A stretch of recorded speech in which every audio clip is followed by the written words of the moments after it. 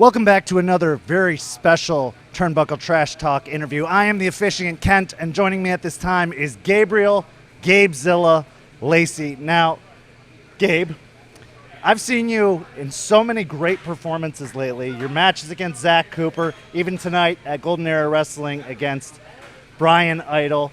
You always put on an amazing match. So let's take it back to the very, very beginning. What got you into wrestling? When did you first get exposed to wrestling at all? Well, growing up, obviously I was always aware of professional wrestling, but I actually was not, I'm a 90s baby, born in 91, so I was not allowed to watch during the Attitude Era. My parents would not let me watch it. So I was always aware of it, but never really watched it. I got into amateur wrestling in high school. And we were like, oh, that's the fake stuff. We do the real stuff or whatever. Went to college. Was an amateur wrestler in college, and then I had a roommate who was really into pro wrestling, and so I started watching like Monday Night Raw with him and stuff like that, and I was just like, I think I can do this. I think I can do this stuff, and I'd always been in entertainment, I was always in band in junior high and high school, and in college I was always in bands, pop punk bands and metal bands and stuff like that, so I've always been an entertainer as well as an athlete. And I thought it was a perfect mix of the two. And so I was in college getting a degree in psych. You can't do anything with a psych degree without a master's. And I didn't want to go to grad school. And I was like, what do I want to do?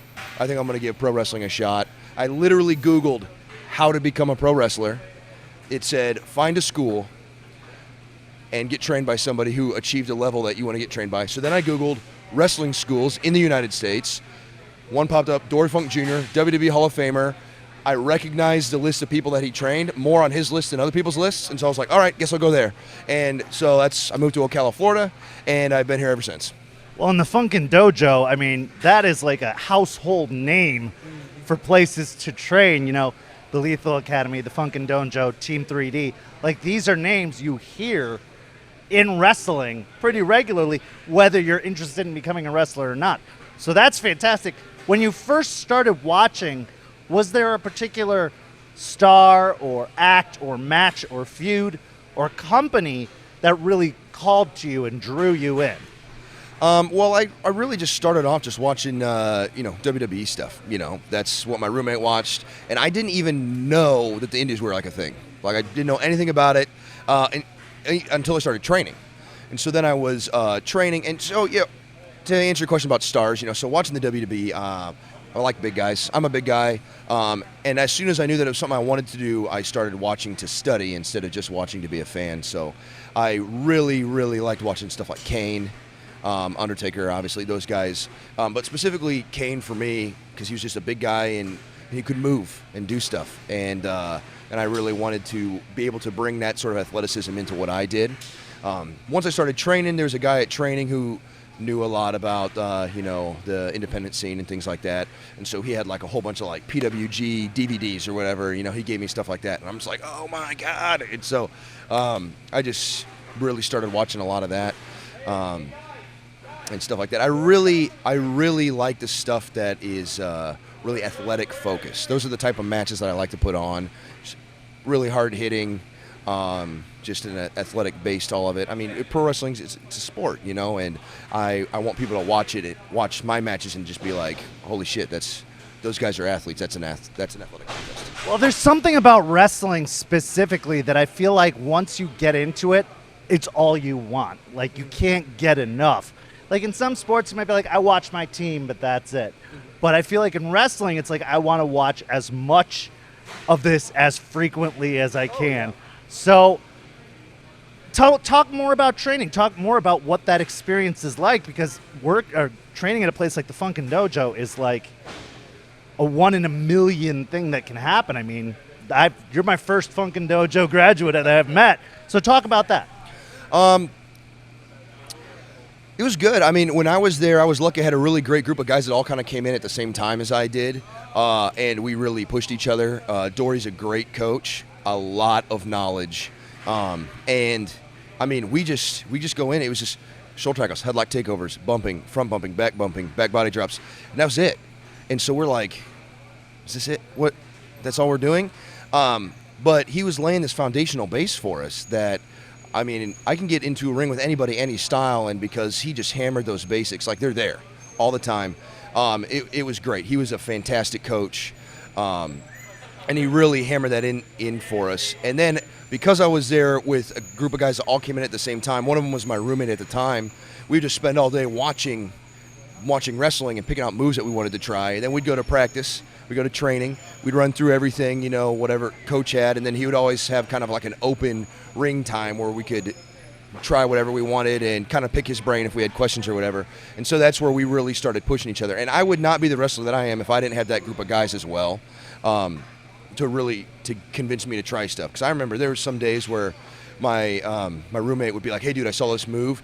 You got to do it. You got to try it out. And so he would show it to me, and then I would get there and I'd be like, oh, man, I don't know. It seems kind of dangerous or whatever. He's like, no, dude, you got to do it. He's like, do it to me. It's fine. You know, and so those guys pushing me and being able to push each other and be guys that you can trust, you know, to try some of that more risky stuff. I mean, that's what made me the wrestler that I am today, and be able to come out, hit the independent scene. And my style has been fairly consistent and stuff like that. And it was because of that foundation that was laid when I was training. So how did professional wrestling training compare to, and I hate calling it amateur wrestling, I prefer to call it like collegiate wrestling. Yeah. How did it compare side by side? Because you also have an interesting insight in that you've done both. A lot of wrestlers can't say that. So what was it like? Okay, well, I don't want to get a bunch of heat for this, but I will say collegiate wrestling is exponentially more difficult. Okay. It's just on a whole nother level. Professional wrestling is not easy by any means. I mean, I was beat up in different ways after pro wrestling training than I was after collegiate practices and stuff like that. But I mean, you know, when we were, and I went to a D3 school, we weren't like a top national program or anything like that. None of us were there on scholarships. We were there to be students, and then we loved wrestling, and so we wanted to participate on the team. But I mean, like, we would have, in season, we would have 2 days, we'd get up at, 5:30 in the morning, we'd go have workouts, go eat, go breakfast, go to all our classes, come back, and then we'd have like 2-3 hour practices. One of our favorite thing, or my coaches, it was not my favorite thing. So one of my coach's favorite things to do was a drill he called the grind, where he would set the clock for 45 minutes, and we would wrestle for 45 seconds, like a live go with a partner. Then we had 15 seconds to find a new partner, and it was a running clock. And we just it was nonstop for 45 minutes. And if anybody was slacking, he'd just start the clock over. And so if we really got after it and we wrestled hard for 45 minutes, which is literally impossible, we'd only do it once. But we never only did it once, because people would start sandbagging, think the coach isn't looking, then we started over. And it's just a whole nother level. And it's different, What we do with pro wrestling is we're putting on a show, and we're telling a story and stuff like that. And in amateur and collegiate wrestling, it's like you're trying to win a fight. Well, and I think that there's a different element in professional wrestling. It may not draw as much on the athleticism as, say, like a collegiate wrestling, but it asks for so much more in terms of character. Absolutely. In terms of protecting your opponent, in terms of making it look real when really it is choreographed or staged or whatever the case is. So was that a hard transition for you? Because I could see some of the fundamentals being the same of like arm bars, wrist locks, takedowns, that kind of stuff. But having to do it with this different mindset, did that challenge you at all? It was not as difficult as I was expecting it to be. So I thought that would be something difficult. But I mean, on the first day, Dory knew my background. And he told me, he says, you can do anything that you did in amateur in pro wrestling. We just got to tweak it. And so there was a little bit of a learning curve there. But again, I also had that entertainment background as well. So being in bands, I also did some plays like in junior high and stuff like that. So I knew how to put on a show. I knew how to be athletic. So it's just a matter of kind of connecting those two things together. And so for me, it didn't take me very long. So for other people who maybe people who just have an entertainment background and don't have the athletic background, that might be difficult. Or the other way around. We had some phenomenal athletes that trained with us for a while that struggled a little bit with the showmanship aspect of it. And so I was just lucky that the stuff that I had done before with no real intent played really well into putting it together for pro wrestling. So. Well, and I think you see a lot of that, especially in the indies, and even some on the big stage these days, where these guys are just stellar athletes, but that's where it ends. And I think that it's so important to have that arts background as well as athletics background. Like, you're right, it does require such a mix of both. So let's fast forward. You're through training.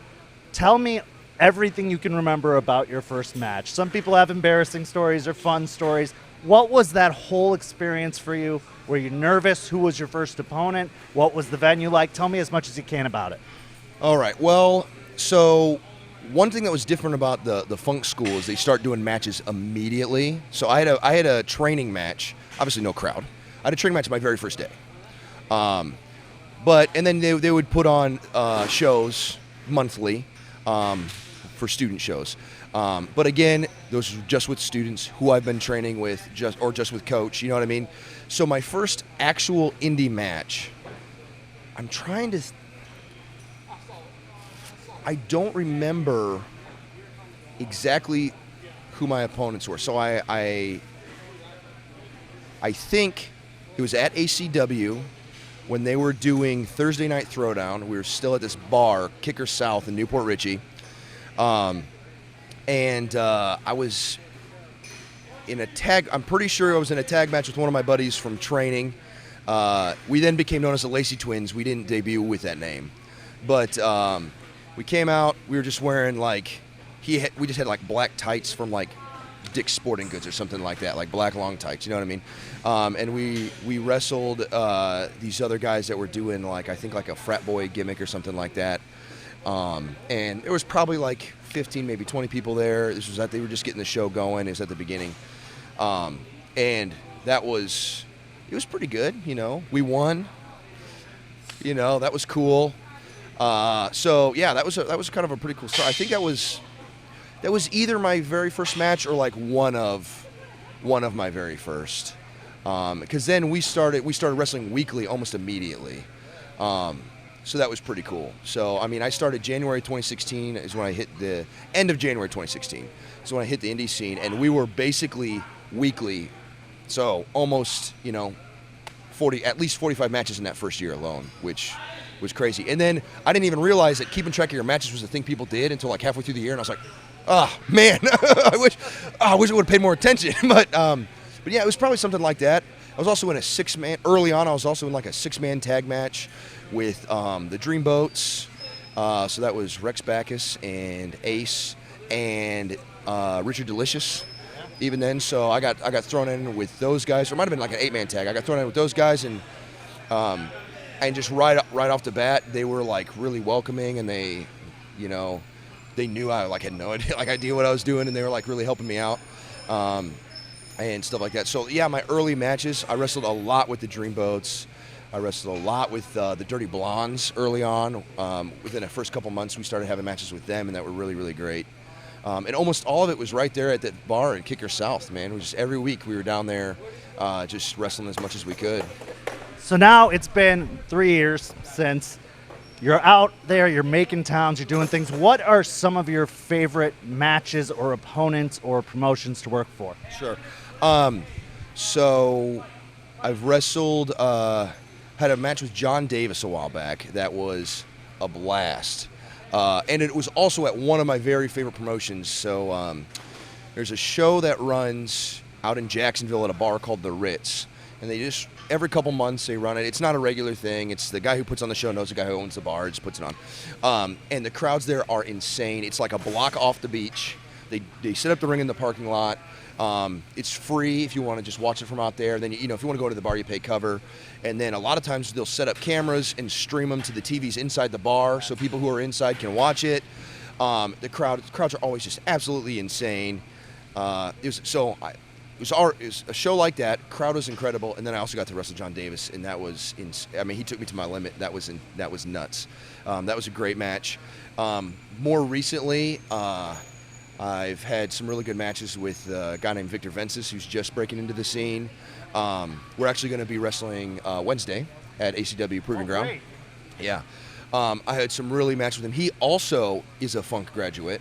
He was there after me. We were not there together. But I think our matches are so good because we match up really well. Our styles are similar. Trained by the same guy, same foundation.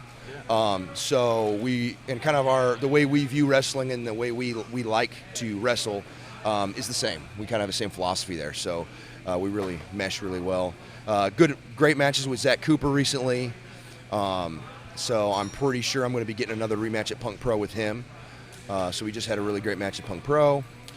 And off the top of my head, those are probably the really good ones that I've had just recently.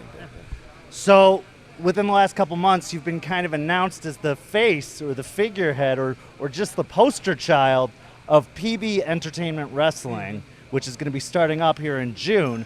Talk to me more about that. I mean, how did you get involved? You know, I don't want to say why you, because I think you're totally deserving, but what a perfect opportunity. Talk more about it. Well, so the guy behind the scenes at PB ENT is Leo Stanford, also known as Young Jim. And he's been doing a lot of work behind the scenes. But the first time I met him was I was helping set up for Ocala Championship Wrestling that ran out of this venue, actually. And he came to help out one day, so I just met him and we talked a little bit. He was working behind the scenes with them a little bit, and then he kind of got the itch to maybe try his own thing. And he was just like, hey, dude, I want to do my own thing, and I want to make you the face of it. And I was just like, oh, okay. You know, I'm not going to be like, no, man, that's a terrible idea. You know, I'm like, great, awesome. So it's just been a matter of really trying to put it all together. His experience is more with music. He was a music producer in Dallas, I believe, then moved here and wanted to try his hand at pro wrestling. So I mean, he's taken kind of a different approach to it than a lot of the indie companies are doing. So it's going to be a different look, I think. But it's been a lot of work behind the scenes by him, a long time coming, and so we are finally running the first PB ENT show on June 23rd. It's going to be here in Ocala. I don't think the venue has been announced yet, but it's going to be great. It's going to be me and Victor Vences in the main event. So we've got some history. We've had some matches. Mentioned him earlier, but so that'll be really good. I know he's got Speedy Ricky, Mikey Spandex, been announced for the show. So it's going to have a pretty good lineup. And, I mean, Young Jim, he likes to do it big. Like, it's not going to be just a run-of-the-mill show. You know, production's going to be off the charts. And we've been building to it for a long time, so I'm really excited that it's finally taken off and going to happen, and I can't wait. Well, that's fantastic, because I think that with a lot of these upstarting promotions, it's cool to see them taking these different perspectives and different angles on wrestling. To name a few, Punk Pro, Mayhem on Mills, Bar Wars, you know, just to name a few, Nerd Street. I'm really glad to see these kind of promotions popping up. So what kind of do you see, or what would you like to see happen with PB ENT, you know, 6 months from now or a year from now? Where do you see it going? Well, I'd love to build up some sort of wrestling culture, I guess you could say, here in Ocala. There is almost no wrestling in Ocala. I mean, where we're at right now is not even technically, we're in Summerfield. We're not even in Ocala right now. So there's almost nothing happening there, and it's just kind of an untapped market, you know. So I would love to see a regular promotion start running regular shows in Ocala, doing things a bit of a different way, you know, just really pick up steam and just going, and bringing in top talent, working with other promotions, and just trying to build up wrestling as a whole, right? Because I think when companies play nice together and they make it easy for the talent to work with each other, and then, you know, when a company takes care of its talent too, you know, it's becoming more acceptable to talk about it, you know, but there are some companies that you go out there and they don't want to pay very much money or whatever. And you're driving 2.5, 3, 4 hours. That's my thing. Based in Ocala, I'm central, but being central means everywhere is the same distance, and that's 2 hours away. So I'm driving 4 hours to get to a show. So I'd love somewhere where I don't have to drive 4 hours, you know, just 30 minutes or 15 minutes or whatever. And so I'm just really hoping that something local can really build up, and then maybe it starts moving, maybe long term. But I think the focus right now is to really build up Ocala and build up this market here in Ocala because it's just untapped. Well, and you made a really good point about playing nice with other promotions. I think that's so important because one of the pitfalls that I feel like wrestling runs into so often is too many shows running the same day. Yeah. Or too many shows running the same territory or same area. Actually, I think the territories had it right, that everybody had their own zone and people could work the different zones and be fresh. But now you've got like 3 shows running in Tampa on the same day, or whatever the case is. So that's very cool, and I'm glad that you guys are going in with that mindset, because I also see these other companies that are just like, well, screw everybody else. We're going to run that day too, and it hurts everyone. Yeah, it doesn't do anybody any favors, and I think wrestling is in a good place right now. It's getting better. Just even in the short time that I've been on the independent scene, there's just a lot more opportunities for people to work and stuff like that. But especially in Florida, like it's almost oversaturated sometimes, and everybody's trying to run every single week, and everybody's trying to run on the same days, and it's like Friday, Saturday, Sunday, and that's it. But I mean I get why they run on that, because it's going to be hard to draw on like a Tuesday, especially during like the school year or anything like that. People got to go to work or go to school or whatever. So your days are limited, but it's almost just like everybody's just trying to jam it into one area, and so I think that's why I'm so excited about PB ENT here in Ocala, is because there's nobody in Ocala doing anything. Yeah. Like there are no shows being put on in Ocala. So just for one example, OCW's very first show, they did it in Ocala. They drew 275 people through the door. Very first show, you know what I mean?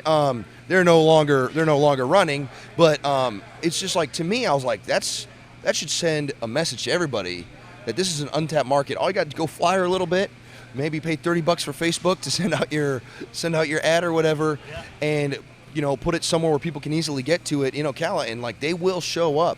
And so I'm really excited if we can maybe try to duplicate that with PB ENT. I think it'd be really cool. Well, and I think location and image are such a vital part of making a good company. So to hear that, like, Ocala, with that kind of turnout, that tells you it's an untapped market. Like, where I live near St. Pete, also an untapped market. Mm-hmm. And to see these companies realizing this and not saying, well, I'm going to play the same place as everybody else plays. Like, well, obviously those people are probably pretty sick of seeing this, same shows or wrestling or whatever. So that's very cool. And also the branding of PB ENT with your participation has really been a standout as well, and I think that's a very good point. So what's the overall dream for you? What's the goal in wrestling? Not with PB ENT, unless that is the goal, but what is the overall goal for you in wrestling? So I like to set levels of goals, and so the goal that I'm working on right now, I would like to get to the big goal that I'm working on right now is I'd like to get to the point where most of my income is coming from wrestling. I know some people have a dream of like a specific company they want to get to, and like sure, maybe way down the line, like getting to a specific company would be great, somewhere where you could work and retire in. But like if I can just get to the point where all I do is wrestle, I mean that's what I want to do. I just was a teacher. This was my last year teaching because I want to find work that'll let me be more flexible to wrestle more. So I'm hoping that that's where I can move towards and start making more money from wrestling, and go full time. I mean that'd be the dream, is full time wrestler. And we'll see if it happens, but I'm excited about it. I'm hopeful. So I ask everybody this question as well. What advice would you give to people who are interested in getting into wrestling? Not necessarily there yet, haven't started, but they're, it's something they want to try or check out or are really passionate about. I've talked to some people, they say there was never a really clear avenue. You were fortunate enough to look up the right avenue and find out about schools and stuff like that, but for some people they're like, I never heard how you get started. It's just one of those mysteries. So what advice would you give to someone getting started? I mean, that's absolutely the thing, is like you've got to get trained, and by somebody. You don't necessarily have to get trained by Hall of Famer or anything like that, but you have to get trained by somebody who, the advice that I saw is get trained by somebody who reached a level that you would like to achieve, right? So, I mean, I was trained by Hall of Famer. I would love to be in the WWE Hall of Fame. Will that happen? Who knows? But, I mean, that's the top. That's it. And so if you just want to do it for fun and you just want to do a local thing, then get trained by a local guy. There's nothing wrong with that. He can show you the fundamentals and stuff. That's great. But somebody who's never gotten to the level that you want to get to probably isn't going to be able to show you how to get to that level.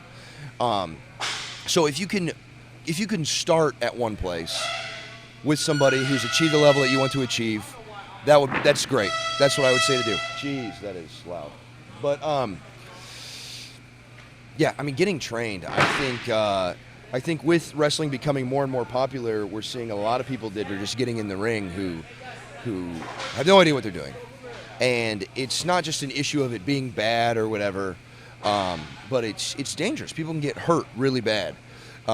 People have died. Not to be overly dramatic, but people have literally died wrestling. So I don't want to be in there with somebody who has no idea what they're doing and doesn't know how to take care of me or themselves. If I have to be worrying about them and myself the entire time, because I've had matches like that where I'm wrestling somebody and I'm like, in the back of my mind, I'm worried about making sure that I can walk out of the ring okay, and the match isn't going to be very good. So I really think the training and the fundamentals, I don't think that can be stressed enough. A lot of people are really focusing on gimmicks and stuff, and that's great. That's what pro wrestling is. That's what makes it different than MMA or anything else, right? Is we have these characters and we're putting on this show and stuff like that. But the core of it is the wrestling, and so you have to have those fundamentals. I think people go in there like, I bumped for 3 months, I'm good. It's like, it's not. I really wish people just spent a little bit more time on that, because the way I see it, because maybe it was because of my entertainment background. For me, the gimmick stuff is the easy part, right? Once the wrestling can be muscle memory and you do that in the background, then you can spend all your energy worrying about your gimmick. But if you're all worried about the gimmick and you don't have that muscle memory and stuff like that, then it's just not going to work. And so I think people just try to rush through it too fast. So like, I want to have this cool gear. I want to do this thing. I want to be in this storyline. I want to have this type of match. It's like, man, you got to learn to do a headlock takeover first, And I got frustrated when I was training because that's all we learned. I was like, come on, this is it. But now I'm so glad that that's how I was trained. No, and I think that's so right on the money, to be honest. I think if you're getting into wrestling, learning the fundamentals is part. Now, before you debut or before you find your gimmick, you really need to find your voice and find that unique perspective and that unique thing that's going to set you apart from everybody else. Like, even when I was training, there were guys in training who were like dead set, this is going to be my gimmick no matter what. And I'm like, A, there's about 3,000 other people who do that. B, what if it doesn't work? Yeah. Are you going to stick with it when it doesn't work? Or are you going to be flexible to the idea of, I bombed, I need to change something up? So absolutely, I think worrying about getting into angles and coming up with story and coming up with character and everything, that while you can do it all along, I think it's really important before you make that first impression. So now I'm going to put you on the spot with a question that I do everybody. All right. If you could change one thing about wrestling, whether it's audience perception, in the ring, backstage, TV, anything, one thing you could change, what would it be? If you run a company, stop leaving people on red, man. Like, everybody's like, oh, act professional, be professional, and somebody sends you professional. Just tell me no, please, or yes, or whatever. I just think no other business do company owners just ignore people.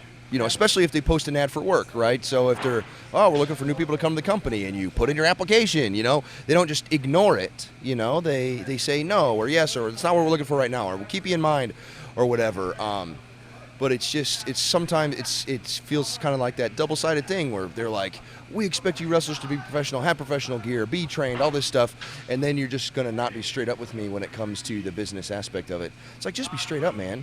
No, and that's actually great, because I was talking to Leon Scott earlier, and he said professionalism, professional courtesy, and communication between promoters and talent is such an important part of that. It's like, if you're going to book me and I'm going to show up, I need you to know that I'm showing up, yes, and remember that I'm going to show up. Down or something. Yeah, so, or rates. Yeah. People argue about rates, and I'm like, well, you agreed to one rate. How can you change it once you're at the show? Yeah. Because they think they can get. It's like a carny mindset Yeah. that I feel like really wrestling doesn't need anymore. This is an actual business. This isn't a road show. I totally agree. Maybe back in the glory days or the old days, I don't know, whatever you want to call it, of wrestling, that's how it was done. But it's especially, when you negotiate a price with somebody or an agreement with somebody. I understand the card might change or whatever and stuff like that, but it's just like it's just bad business to not. I wouldn't show up for my first day of teaching and they'd be like, "Hey, we cut your salary in half." That's illegal, actually. Like, they wouldn't do that. I just think just bring in an air of professionalism. I think pro wrestling needs to get professional to survive. I think the high levels of professional wrestling is very professional. That's why they are so successful. And I think that some companies that are struggling, it's just that professionalism is the main thing that they're lacking. The fans will show up. The fans will enjoy what you put out there for them. They're there to just have a good time. But it's got to be professional. It's got to be professional with the talent you have in the back so that they want to come out, give 100%. They want to come back again. You got to be professional in the way you present yourself to the talent. You got to be professional in the way you interact with the people who run your venue and all of that stuff. Probably if I could change one thing, it would be the professionalism. That would be the number one thing. No, I absolutely agree. Now I want to give you an opportunity to put over or promote anything you want to promote. Your social media, certain promotions, maybe not specific shows as much because we're not sure when this is going to air yet. Sure. But anything like that, other wrestlers to watch out for, just anything. This is your free time to just put anything over. Absolutely. Well, as far as shows go, obviously PB ENT is about to kick off here at the end of June, so keep an eye out for that. Punk Pro is always putting on great shows. ACW Proving Ground is putting on a lot of great shows that are kind of flying under the radar. The whole shows are released on YouTube. You can check it out. All that stuff's great. As far as talent, I'm going to have to put over my brother, Victor Vences. He and I have been traveling together a lot. He's just breaking in, and he's experiencing some of the same struggles I had when he was breaking in. It's hard getting your name out there and getting those bookings. Definitely give him a look. He can bring a lot to any show that he's on. And then as far as myself, I think I'm at Gabriel Lacey 91 on like everything. I changed it so it would be that way because it was all different. Because I was an idiot. And I'm going to post a graphic too with all that stuff, so I'll find it whether. I will confirm. Also, I'm in a band. I'm in a metal band called Eroding the Past, based here out of Ocala. And we are fired up, getting ready to go. And our first show is going to be July 21st here in Ocala. We're going to be recording some music and releasing it here soon, hopefully in the next month or so. So awesome. Keep an eye out for that. I play guitar, so I'm really stoked about that. It's a fun group of guys, and it's real high energy, just a lot of fun. So I'm really excited for that to kick off this summer as well. So keep an eye out. Eroding the Past. Keep an eye out for that. Oh my God, that's so killer. I'm going to have to check that out myself. Like, I am marking out for it.